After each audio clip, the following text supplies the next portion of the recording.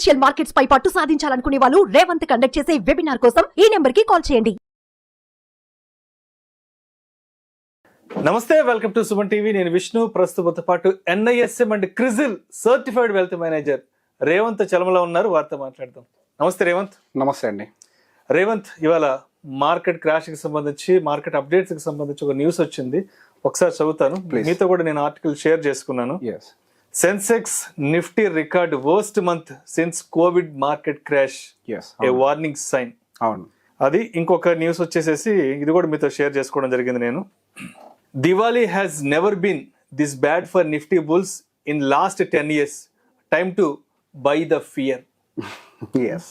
ఏంటి అసలు దీపావళి వస్తుందంటే ఎందుకు మార్కెట్లో ఇంత పెద్ద క్రాష్ జరుగుతుందంటారు? ఇంత పెద్ద వాలటాలిటీ, ఈ బ్లడ్ బాత్లు ఎందుకు ఎస్పెషల్లీ ఫర్ ద ఈ దీపావళి సీజన్ లో జరుగుతున్నాయంటారు? ఇప్పుడు ప్రజెంట్ ఎందుకు మార్కెట్ ఇంత పెద్ద వాలటాలిటీని ఫేస్ చేస్తుంది? నేషనల్ గా, ఇంటర్నేషనల్ గా ఎటువంటి రీజన్స్ దీని వెనక ఉన్నాయంటారు అసలు? సో ఫస్ట్, ఇప్పుడు దివాళీ టైంకి పడింది అని మాట్లాడుతున్నాం. సో మనం యాక్చువల్ గా చూడాల్సిన ఎలిమెంట్ ఏంటి?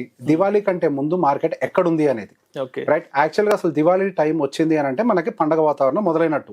సో సహజంగా consumer related, auto sector related కొంతవరకు బయింగ్ ఎక్కువ పెరగాలి, కన్సంప్షన్ పెరగాలి. సో మొన్న వచ్చినటువంటి ఆటో సేల్స్ డేటా కూడా చూసినప్పుడు అది కొంత డ్రాప్ కనిపిస్తుంది. అండ్ వాళ్ళ కామెంటరీ కూడా నెక్స్ట్ అప్కమింగ్ సేల్స్ కూడా పెద్దగా ఏమీ ఉండవు, ఈసారి ఈ సీజన్ కొంచెం వీక్ గానే ఉండొచ్చు అనేది కూడా వాళ్ళు కామెంటరీ ఇచ్చారు. అండ్ దాంతో పాటుగా మన మార్కెట్స్ గురించి ఎప్పుడో చెప్తున్నాము, మనం మార్కెట్స్ బాగా వాల్యుయేషన్స్ లో ఉన్నాయి. సో ఏ ఒక్క నెగిటివ్ న్యూస్ ట్రిగ్గర్ అయినా కానీ మనకి మార్కెట్స్ కరెక్షన్స్ లోకి వెళ్ళొచ్చు అని. అండ్ దాంతో పాటుగా వన్ మోస్ట్ ఇంపార్టెంట్ రీజన్ ఏంటి అని అంటే, మార్కెట్స్ ఎప్పుడైనా పైకి వెళ్ళాలంటే ఎర్నింగ్స్ సపోర్ట్ చేయాలి. అంటే కంపెనీ పోస్ట్ చేసేటువంటి నెంబర్స్ సపోర్ట్ చేస్తే మనకి మార్కెట్స్ పైకి వెళ్ళడానికి పాసిబిలిటీ ఉంటుంది. సో రీసెంట్ గా వస్తున్నటువంటి కంపెనీ నెంబర్స్ అన్ని కూడా డిసప్పాయింట్ చేస్తూనే ఉన్నాయి. సో దాంతో పాటుగా మనం రీసెంట్ గా కూడా చూస్తే గోల్డ్మ్యాన్ సాచ్ మనకి డౌన్ గ్రేడ్ చేయడం కూడా చూసాం మనం. ఇంతకు ముందు మంది ఓవర్ వెయిట్ గా ఉండేది ఇండియన్ మార్కెట్స్, ఇప్పుడు వాళ్ళది న్యూట్రల్ గా డౌన్ గ్రేడ్ చేయడం మనం గమనిస్తున్నాం. సో బేసిక్ గా ఏదైతే ఇప్పుడు కరెంట్ వాల్యుయేషన్స్ లో మన మార్కెట్ అయితే ఉందో, ఆ వాల్యుయేషన్స్ అనేవి ఇప్పుడు వస్తున్నటువంటి నెంబర్స్ తోటి మ్యాచ్ అవ్వట్లేదు. సో ఎప్పుడు మనం ఎక్స్ప్లెయిన్ చేసేటప్పుడు కూడా ఇది క్లియర్ గా చెప్తున్నాం. అట్లీస్ట్ ఈ టైం అయినా కానీ అందరూ నేర్చుకోవాలనుకుంటున్నాం. సో మార్కెట్స్ అనేవి మనం కొంటున్నాం కాబట్టి పరిగెట్టవు.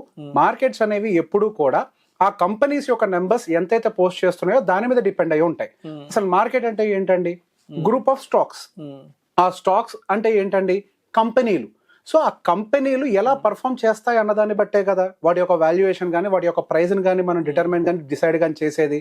సో బేసిక్గా ఎప్పుడైతే దాని యొక్క ప్రైస్ దాని పర్ఫార్మెన్స్ తో కంపేర్ చేస్తే బాగా డీవియేట్ అవుతుందో అప్పుడు మనకి కరెక్షన్స్ కానీ, బయింగ్స్ కానీ జరుగుతూ ఉంటాయి. ఇప్పుడు డౌన్ సైడ్ ఎక్కువ ఉందనుకోండి ప్రైసింగ్, దాని వాల్యుయేషన్ బాగుందనుకోండి, పైకి వెంటనే పుల్ అవుతుంది. ఇప్పుడు ప్రైస్ ఏమైంది? హయ్యర్ సైడ్ ఎక్స్పాండ్ అయింది. దాంతో మనకు ఆ వాల్యుయేషన్ మ్యాచ్ అవ్వకపోవడం తోటి మార్కెట్ లో మనకి హ్యూజ్ గా సెల్లింగ్ వస్తుంది.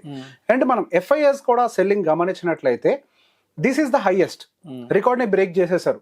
అండ్ వాళ్ళు 1,00,000 కోట్లను కూడా బ్రేక్ చేసేస్తారు. మనకి ఇంకా ఈ మంత్ కూడా కంప్లీట్ కాలేదు. ఈ అక్టోబర్ సిరీస్ మనకి ఇంకొక వారం రోజులు ఉంది.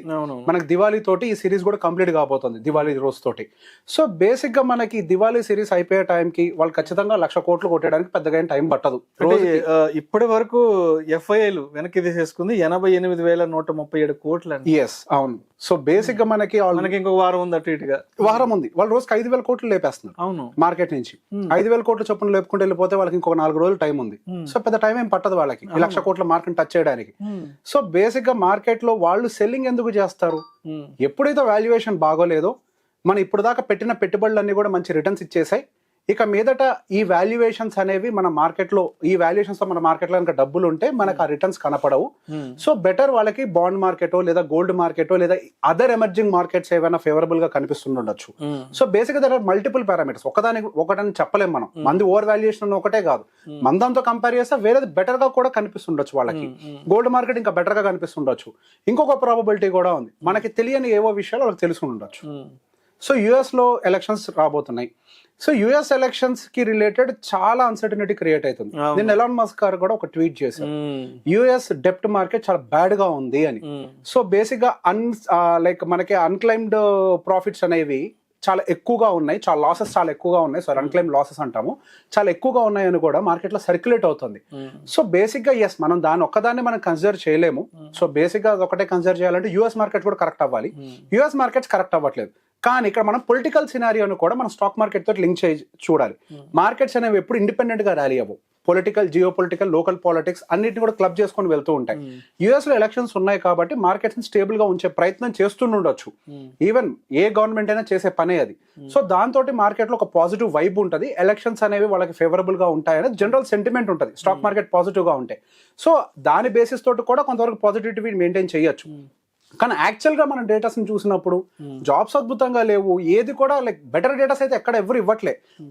అక్కడ యూఎస్ బేస్డ్ కంపెనీస్ కూడా మంచి నెంబర్స్ అయితే పోస్ట్ చేయట్లేదు, ఇండియన్ కంపెనీస్ కూడా మంచి నెంబర్స్ పోస్ట్ చేయట్లేదు.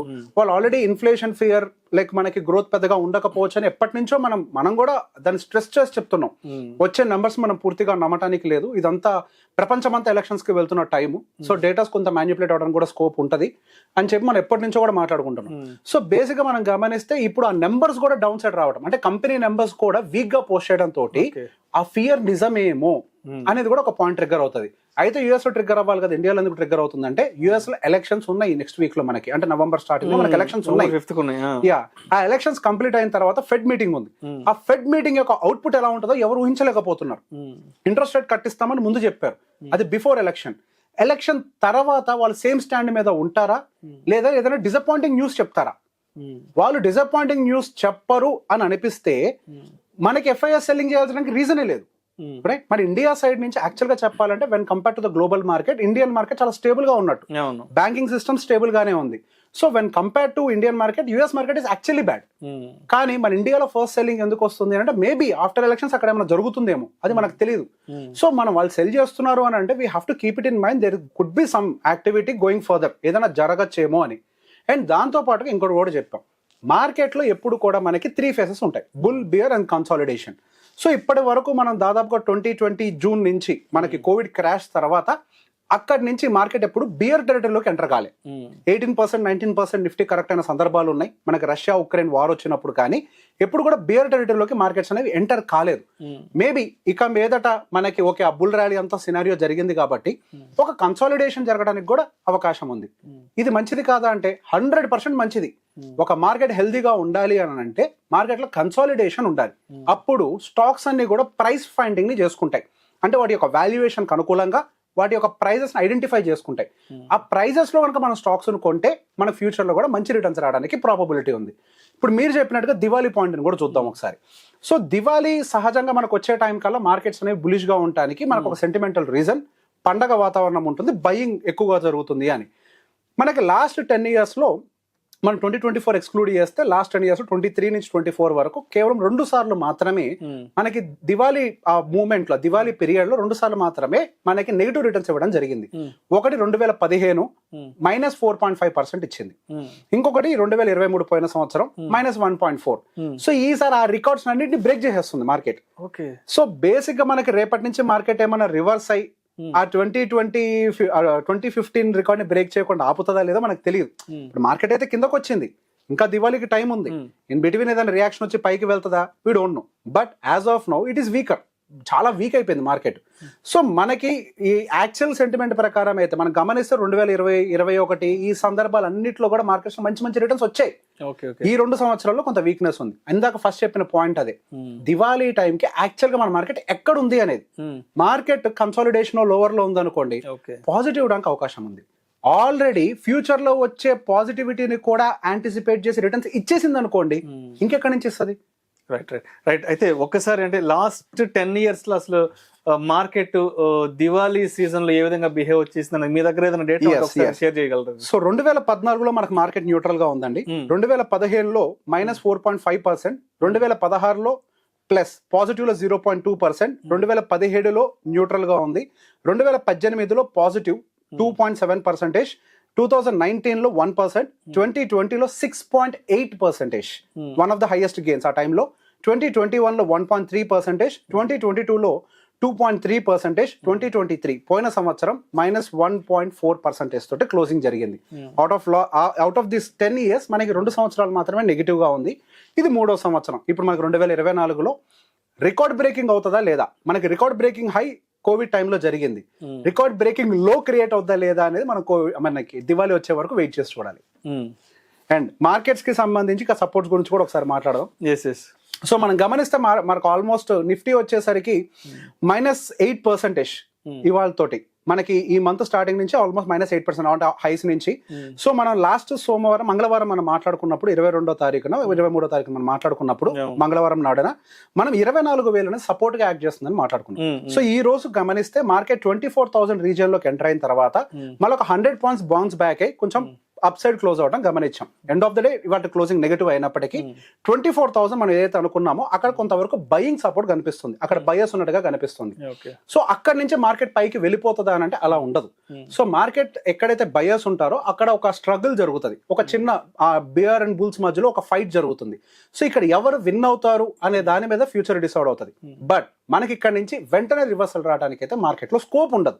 There will be a price action. ఆ ప్రైస్ యాక్షన్ ఫామ్ అయిన తర్వాత నెక్స్ట్ అప్కమింగ్ డేస్ లో మళ్ళీ మనకి ఎటువంటి రియాక్షన్స్ రావడానికి అవకాశం ఉందో చూద్దాం.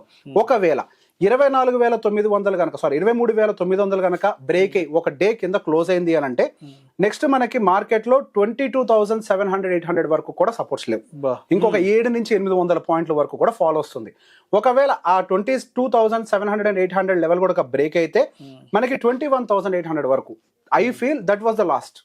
అంతకు మించి పడకపోవచ్చేమో అనేది ఇప్పటి వరకు నాకు ఉన్నటువంటి కన్విక్షన్. సో ఇది ఇంకా మేబీ ఈ మంత్ ఎండ్ కి ఇంకా మార్కెట్ ఒక 3 to 4 days ఏమో జరగబోతుంది. హార్డ్లీ ఒక 3-4 రోజులు మార్కెట్ ఉండబోతుంది కాబట్టి సో ఈ 3-4 days కి సంబంధించి మనం ఏ విధంగా అలర్ట్ గా ఉండాలి అంటారు, ఏ విధంగా జాగ్రత్తగా ఉండాలి, ఎస్పెషల్లీ ఏ సెక్టార్స్ కొంత దూరంగా ఉండాలి అంటారు అసలు?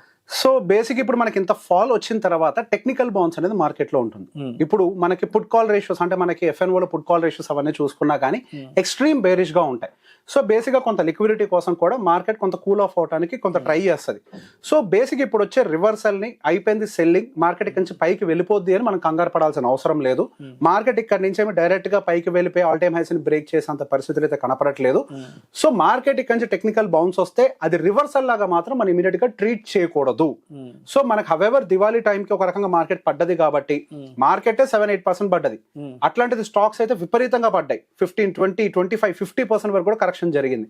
మంచి మంచి పిక్స్ కూడా దొరుకుతాయి. మనకు ఆ పిక్స్ కి సంబంధించి ఏమేమి పిక్స్ చేయొచ్చు అనేది ఒక వీడియోలో మనం మాట్లాడదాం. Thank you so much Revanth. Thank you అండి.